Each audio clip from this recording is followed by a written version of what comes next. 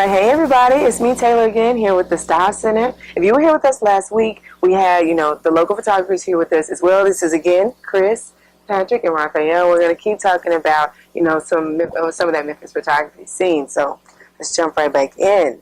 So they don't have a preference from outside versus inside as for last week. But if you could use one word to describe the Memphis photography scene, what would it be? Anybody? Exciting. Exciting. Okay. Always my favorite word, dope. I definitely can relate to that. I think we have some dope photographers in this.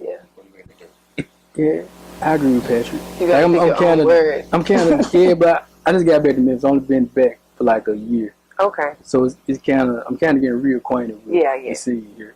Okay. But yeah, it is dope though. I like a lot. So yeah, it's dope 2 times and exciting. Yeah, it's all dope. So what is one word you use to describe the models in Memphis? Okay.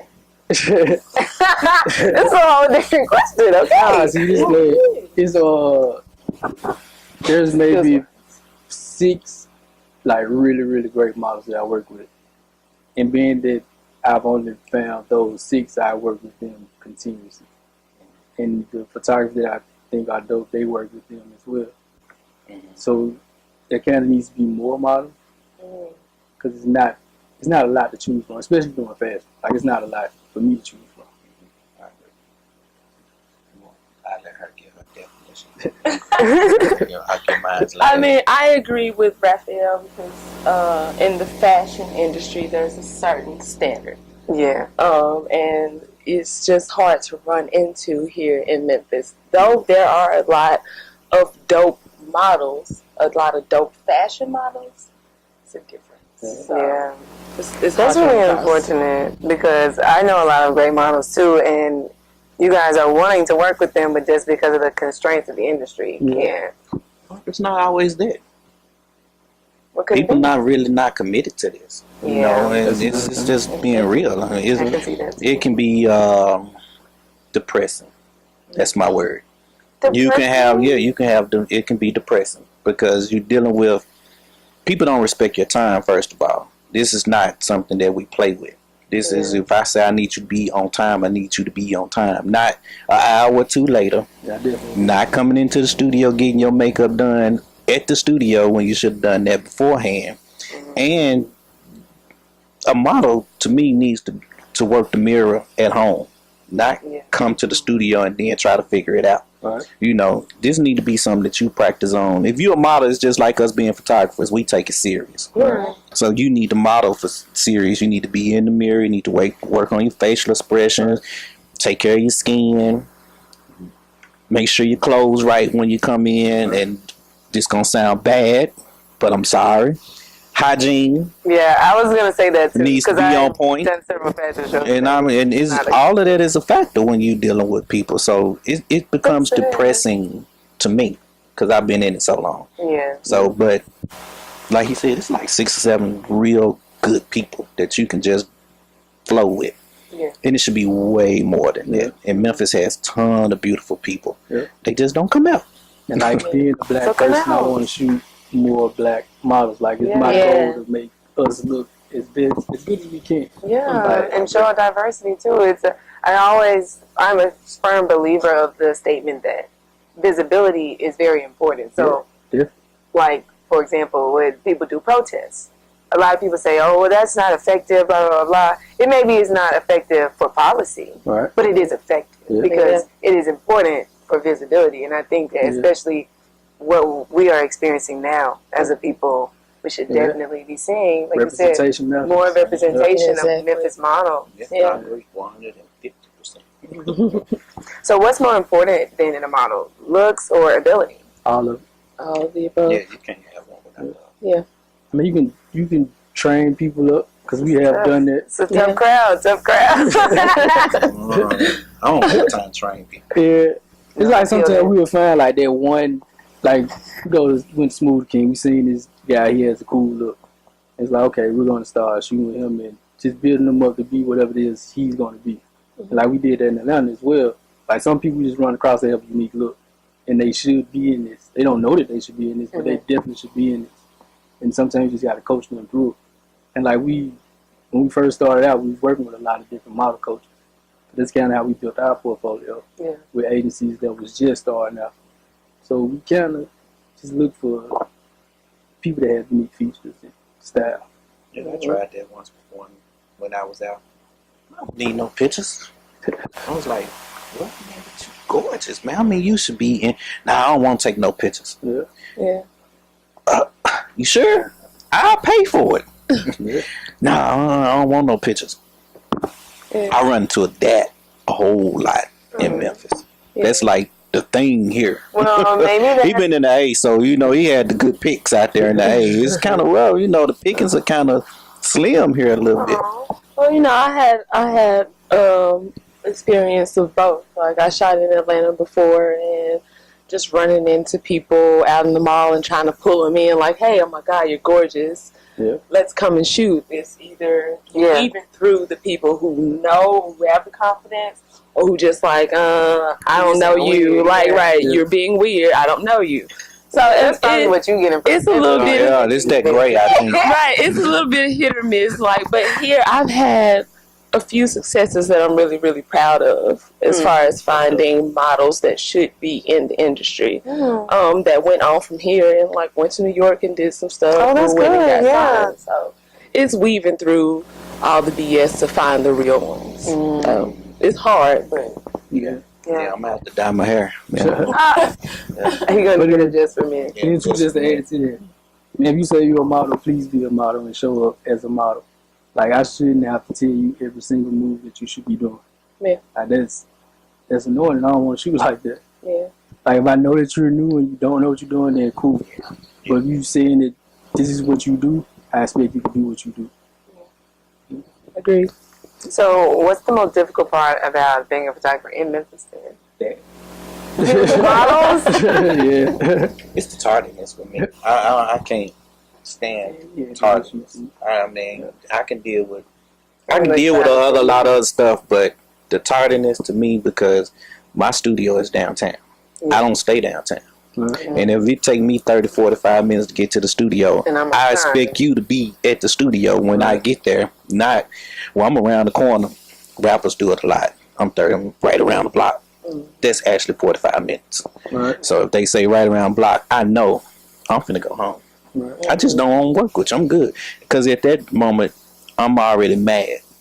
And I don't want to talk to you. I don't even want to shoot you no more. I'm like, because you starting to upset me. Because you don't respect the time. I'm an avid for respecting time, so I can feel that. What about you, Chris? What do you experience that's hard as a photographer? That's the thing about weaving through the market. Like, it's always people who won't respect your time. It's always people who don't have the passion or don't have the drive, who just say this thing this day, and then the next day, like, oh yeah, I was just talking, I'm not going to show up. Right. It's hard to keep your passion when you're dealing with a lot of people like that, when you can't do what you want to do because people don't want to show up or something like that. So that, and then transitioning from building a portfolio to actually trying to get paid for your passion or what you're doing, that's hard here. So those two things, So what's the hardest thing that you as a photographer experience, like, as far as your work is concerned?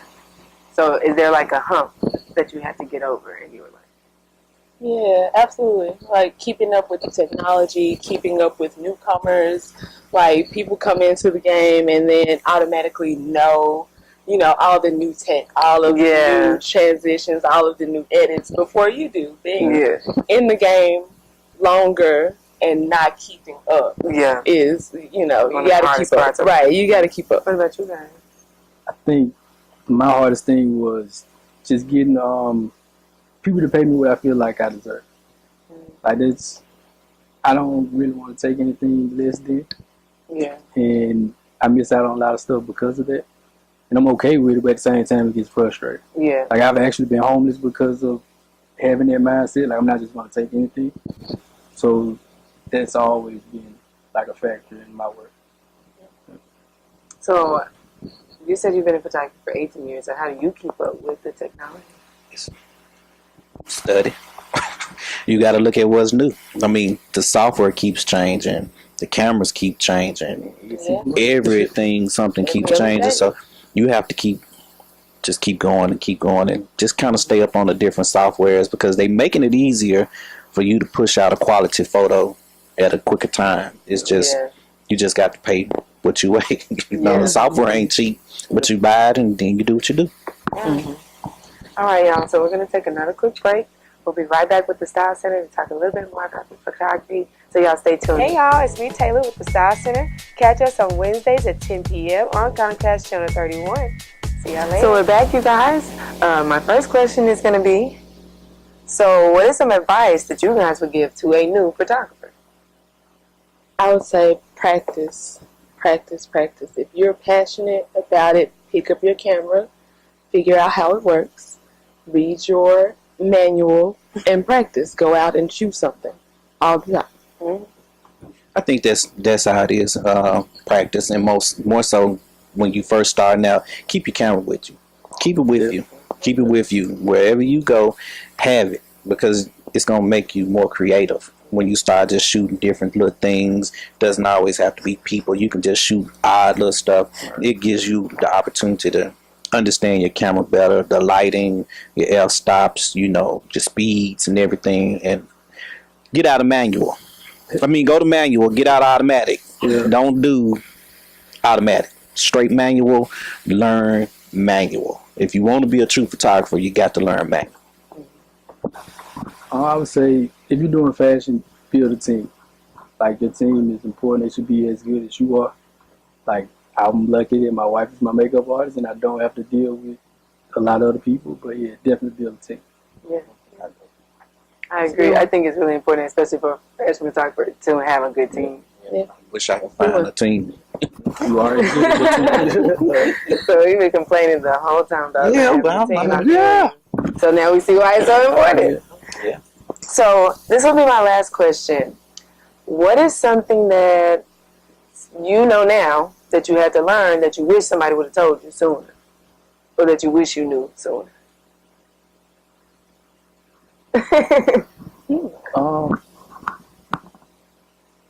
You kind of know it, but you don't know it. Like, nothing happens overnight.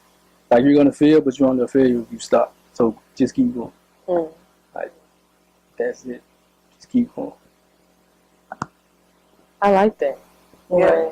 I had moments where I put down my camera for stints because everything wasn't going how I thought it would go. Mm-hmm. Yeah, that's a good lesson. Like, you only fail if you stop. Yeah. Keep going. It's expensive. It's expensive. If somebody would have told me how much money I would have spent, I was going to spend, I would have just probably bought me a Porsche or something with all the money I probably didn't spend. Stop it. Yeah, messing around with this camera. It's expensive. And a lot of people don't understand. It's expensive. Wow. Software, computers, cameras, lights, gadgets. It's very, very expensive. If somebody would have told me, I probably would have still been shooting sky pictures and, grass. I wouldn't have never jumped into the modeling part of all of this. It's expensive. Mm. All right. Well, thank you all for taking the time out to talk to me. I really enjoyed you guys' conversation. So really quickly, we're gonna let everybody know what is your social media or your websites and anything else that maybe events that you have coming up. Okay. I'm at ChrisTuckerPhotography.com, Instagram at ChrisTuckerPhotography, and Twitter at ChrisTuckerPhoto. And currently for the summer, I'll be doing model portfolio building sessions for $250. Good. Dang. I don't know what to say. All my stuff is PatrickCPhotography.com. Instagram is Patrick C Photo. Facebook is Patrick C Photography. Everything Patrick C Photo. That's my brand. You can Google me. I'm going to be there somewhere. This summer I'm doing more events at our studio downtown, 639 Marshall Avenue. Just follow me. You'll most definitely get an update. You can follow me on Instagram at Raphael_Baker, and my website is RaphaelBaker.com. Coming up, I'm still doing the white walls and shit zine. It's taking forever. It may take a little bit longer, but it's going to come one day. And you can follow that page at White Walls and Shit white walls and shit. Yeah. All right, y'all. So it's me, Taylor. This is the Style Center, and we will see y'all next time. Hi, I'm Devin Dion with the Style Center. I'm sitting here lonely with this empty chair, but you could be there. If you're promoting a local business, anything fashion-wise, you have a new clothing line coming out, you're a stylist, you need clients, come here so I can help you promote and get it out there to the world. Check out l3television.com for more details. Hey, you guys, it's me, Taylor. We're here with the Style Center. I am here with Miss Destiny. So, Destiny, tell us your name, introduce yourself, what your brand is, and how long you've been doing fashion. My name is Destiny Renerica Garrett. My clothing line boutique is named Fierce by DRG. DRG standing for Destiny Renerica Garrett, of course. And it's a women online clothing line. It's based on bringing attitude with your clothes, being fierce and almighty, showing attitude without feeling like you're being it's like a way for you not to be too humble, like bringing out just all your inner ego. So yeah. And you know what? Sometimes that's called for. Yes. Because I think some women be like, overshadowing their confidence when they put some clothes on, or their confidence get dragged down by some of the stuff they wear, or they feel like it don't look right. So I just try to give women that confidence, like you look good in anything that you feel like you put on, you know what I'm saying? Yeah. Well, I'm glad you have a brand like that, especially because there are, I feel like, a lot of women, especially in Memphis, who I feel like they wear things just because it's like trendy, but don't necessarily wear it in a way that would be complimentary to them, but you've given them a platform to do that. So I'm glad, girl, because I'm going to be shopping on there now, too. This is also by Fierce by DRG, so we're going to be modeling some clothes a little bit later on today. Yes. So how did you get started in fashion? Well, I got started, first I tried to do a lot of other things before I get into my passion. Like and what? then we're just like, okay, first I tried to sell hair. Okay. Then I tried to sell waist trainers. And then I was like, okay, you know what? I'm doing stuff that I don't have a passion for. So let me try to do something that I have a passion for. And I have always like styled people, went to the mall, could find stuff real fast, styled myself in the yearbook for best dress and everything. So I was like, okay, you know what? I'm gonna do something I have a passion for. So I'm gonna do clothes. So I was like, I'm just gonna do clothes. So I started off with vendors, trying to find different clothes off vendors. Then I said, you know what? I'm about to start freelancing. So I started making stuff for us, like this skirt. Oh, yes. So you put these beads on here by yourself? Yes, I put the beads on here and I actually put the beads on the shoes too. Oh, yes. That's so cute. Been complimenting her outfit all since she's been here, you guys. I've been complimenting this outfit. You look really beautiful. Thank you. So I was going to ask you, as far as your brand is concerned, how has that like changed once you really started digging into your passion? So I know everybody has a starting point, but like how has your passion influenced, that change? Well, it helps me not like give up. Like if I'm not selling good month to month, or I'm not reaching my goal, it's just like, okay, I love clothes, I love fashion, I love making women look beautiful. So let me just keep on going, So that helps me along the way. Okay. So how long have you been a boutique owner? I've been a boutique owner where actually I got my license last year, so my boutique has been open for a year. Yay. But I actually been like starting and trying to redo it for like 3 years. Okay. Yeah. Trying to find vendors, because it was actually hard to find clothes vendors. Like I was trying to find the vendors that Memphis know, so I won't go in the mall. I was, that's my dress. I was trying to do that, so it was very hard trying to find sufficient vendors. You know what I'm saying? Yeah. So was that the hardest part about starting a boutique, was finding vendors? Finding vendors, yes. Cause like do you feel like that's common amongst like other boutique owners, that they have a hard time finding vendors? Yeah, because I think they be searching for like, okay, let me find something that don't nobody else got, or sometimes let me find something that person got, it would make it the price smaller or something, or lower. So, I mean, I think that's the hardest part, finding good vendors. So, what type of training do you have for making clothes? Is this just something you just started doing, or did you actually go to school for it? No, I didn't go to school for it, but I do get trained. I have a mentor. That's great. He train me. I actually be with him every Sunday, and we work on like patterning, sewing, everything. Yeah, that's the best way to do it. Everything, yes. I feel like an apprenticeship is not saying better or worse, but I feel like an apprenticeship is like when you can really get hands on, like you said, you work with your mentor. But I mean, even with a mentor, like you are talented in yourself. So is there anything that influenced you, I guess, as you were growing up to want to start doing those things for yourself? Like, did you used to make clothes for your friends or your dogs? My grandma used to make stuff. Like my grandma used to make us dresses, make us these big old puffy dresses. And she used to she had like a sewing room. And I used to like, Grandma, it's so weird. You in here sewing. I used to think it was lame. I almost said a fake. And I'm like, okay, Grandma always sewing something. She used to actually have like a little business where she used to fix people's stuff, tailor people's stuff. So I was just like, okay, I guess. But then, like, so when she started when she started, I was like, okay. Then I started going there with her. And I thought she was getting some money. I was like, okay, I like it. I like She's like, the money brought me in. Yeah.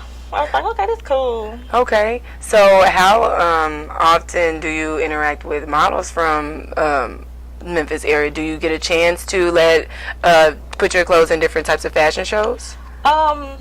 The first show I ever did was with this girl named Paris Chanel. Yes, that was the first show I ever did. But most of my other stuff just been online, websites, social media, and stuff like that. I have worked with clubs like it's a club called Mint. It's closed down now. I did fashion shows up there. I actually did my debut party of my line up there too. Okay. And I work with some Memphis models. Yeah. Okay. See, you bringing up Mint Lounge, girl. That makes me so sad because I wanted to go and then I turned 21 and it was already closed. Yeah. So I couldn't go.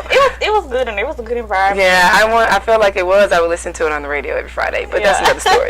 Anyways, so as far as your boutique is concerned, how do you oftentimes get people feel like buying at boutique is better than buying in the store comparing the prices? I mean, the best way I don't really try to compare myself to other stores. The best way I get people is like if they see me on social media or if they see me out in person. I get a lot of clientele from people just see me out in person and Facebook. Oh my God, Facebook. Everybody's on Facebook. Everybody on Facebook. Like if they see me post something on Facebook, and of course like my family, they shop me out, send pictures to other people. Yeah. It's just like that's how I get some of my clients that way. Wow. Okay. So people come to your boutique through your social media and stuff. Yeah. Okay. So, what type of clothes do you try to bring for women? I'm trying to be more diverse. I'm trying to bring in like. Because most of my stuff is kind of dressy or going out casual. But I'm really trying to, now the stuff I'm currently making is kind of more of like tomboyish type stuff to like a little more diversity. So it won't be like, okay, it's got to be shorts, they got to be a dress or something fitty. I want it to be more loose. Or, you know what I'm saying? More you just want other types of styles. And that's good that you as a designer want to explore different styles because for somebody to want to stay in one lane, that's never good for your business. And you are so talented, you definitely need to branch out to stuff. So, and I'm more of a tomboy actually. So, as you saw earlier, I have my Vans on. I don't normally dress like this, but I do when I go out. So, it's good to have both. Now, really quickly, you guys are going to take a break.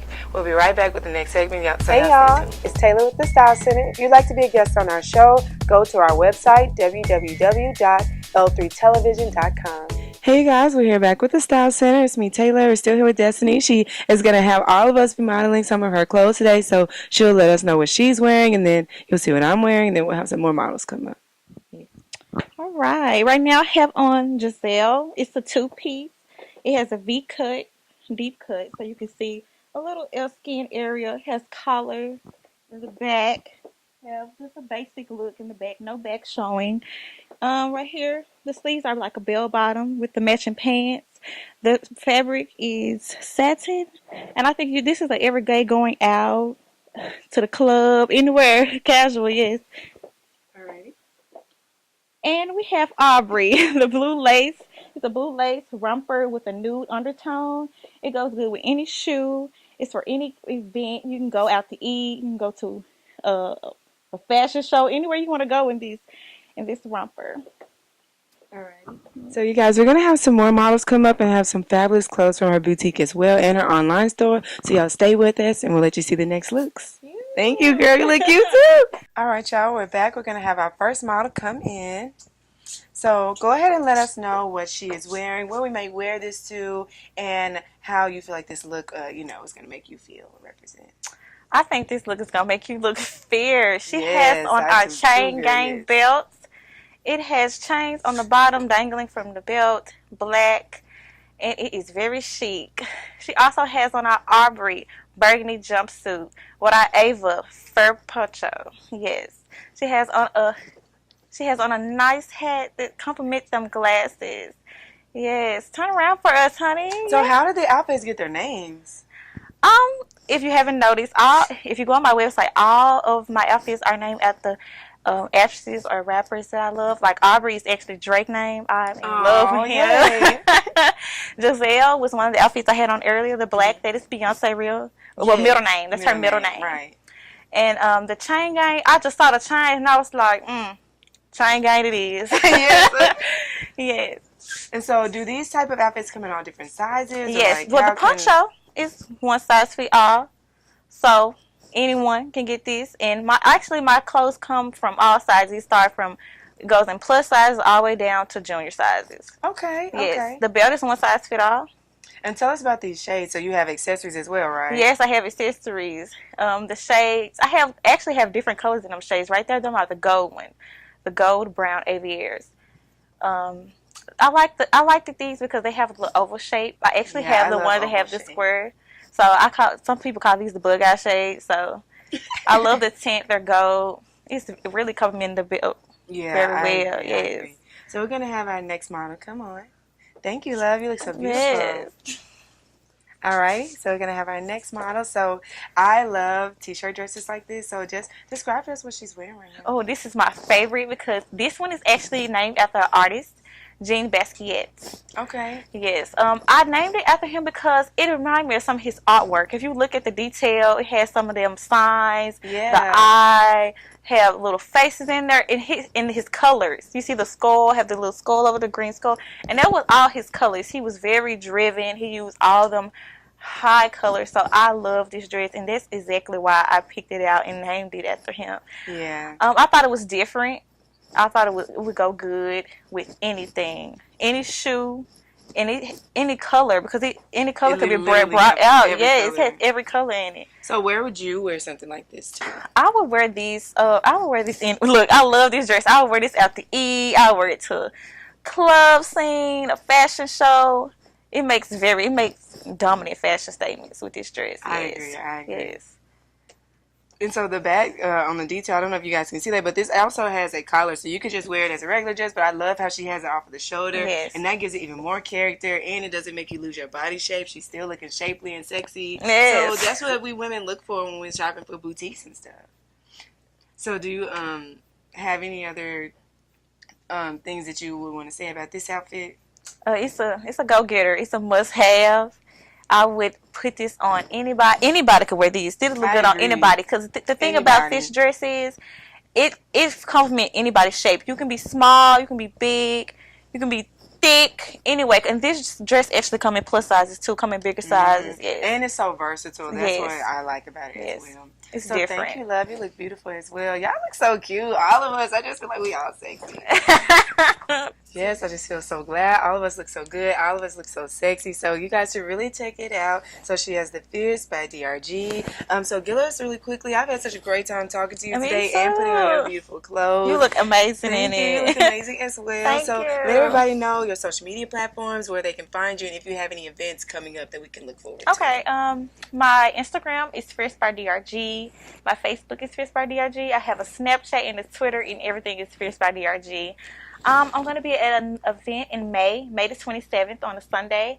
It's going to be Dream Life. It's going to be a fashion show, runway. It's going to be so fun. We're going to have food, refreshments, different type of vendors there. So I hope y'all tune in and come and see what's going on. So where can they find tickets? The tickets are going to be on Instagram. I'm actually going to have the link in my bio. So if you follow me on Instagram, Fierce by DRG, you will click the link and you'll be able to get a ticket. Yes. Well, thank you for talking with me today. Yes. Y'all. It's me, Taylor. This is the Style Center. We'll see y'all next week.